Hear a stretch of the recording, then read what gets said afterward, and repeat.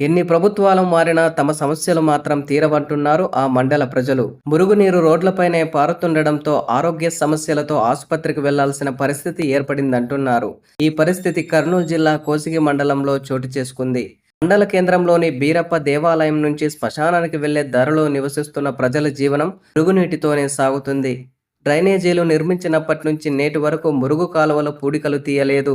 దీంతో కాలువల నుంచి వచ్చే మురుగునీరు ఇంటి గుమ్మాలపైకి చేరుతుందని కాలనీ వాసులు ఆవేదన వ్యక్తం చేశారు.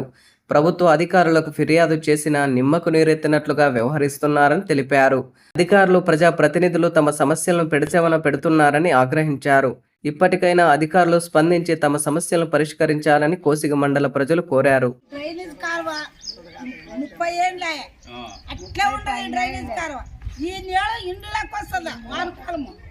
ఈ నీళ్ళు మొత్తం ఇండ్లకి